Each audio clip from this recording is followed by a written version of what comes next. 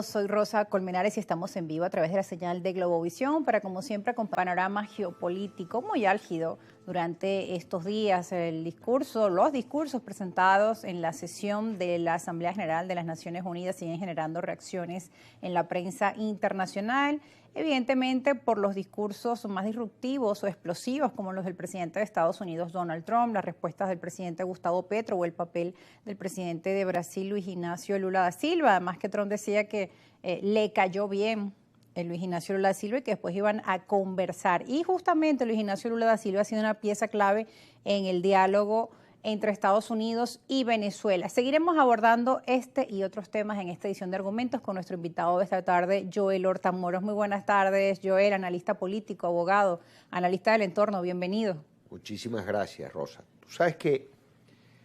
antes de entrar en lo del tema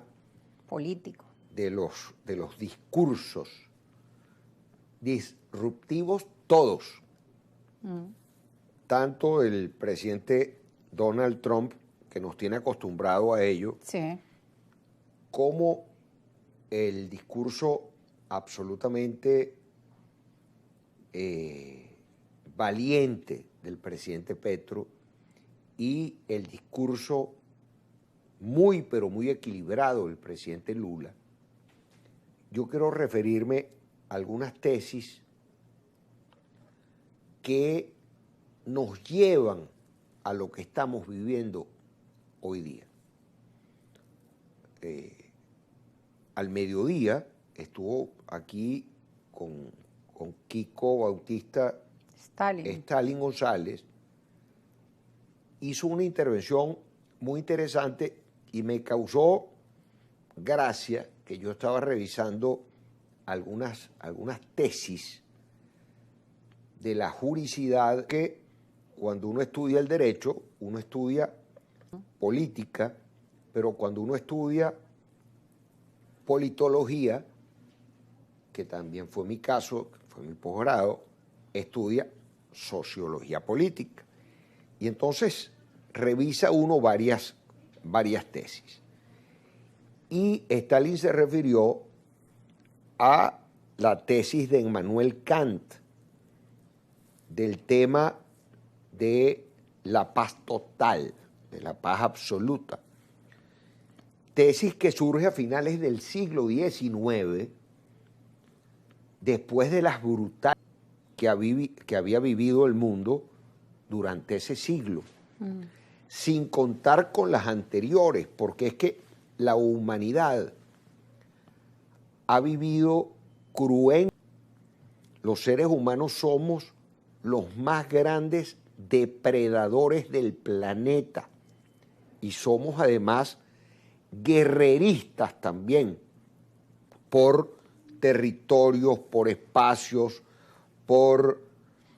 la búsqueda y la obtención del poder, por los temas que luego en el siglo XX, entonces ya me voy al siglo XX,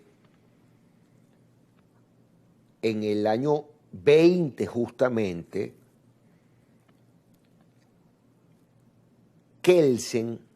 Hans Kelsen,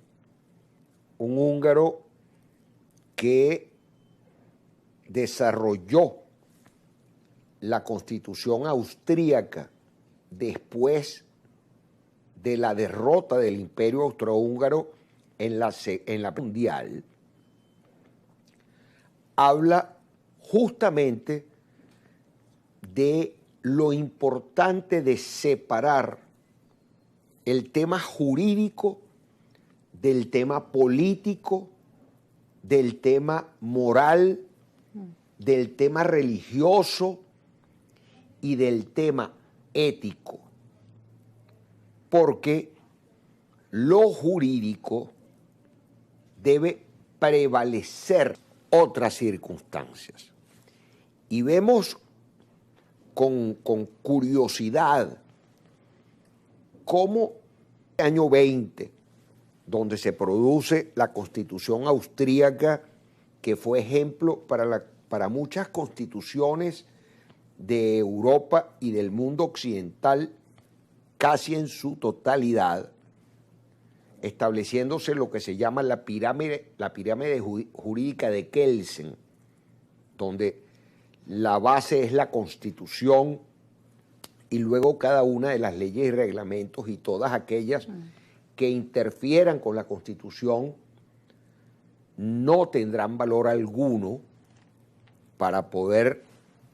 institucionalizar la legalidad. Un cuarto de siglo después se produce aún más devastadora que la primera. Y han pasado los años y hemos vivido y estamos en este momento, en el caso de Venezuela, que lo veo con mucho cuidado y detenimiento, porque realmente es preocupante lo que estamos viviendo, porque el tratado de Tlatelolco, que se firma en el año 67, hace 58 años, año en el que yo nací, en México, establece que Latinoamérica y el Caribe es una zona libre del tema nuclear y una zona de paz. Y nosotros, en el caso de Venezuela, que vivimos absolutamente cruentes como fue la independencia, y luego federal, que apenas dejó a 1/3 de la población venezolana con vida, tenemos en nuestro ADN el pacifismo. Entonces, cuando hablo de todo el tema jurídico, tiene que ver con la violación a las normas del derecho internacional público, que es la violación de estos tratados que se han firmado y que impiden que este tipo de sucesos se ocurran y procedan, porque son absolutamente ilegales.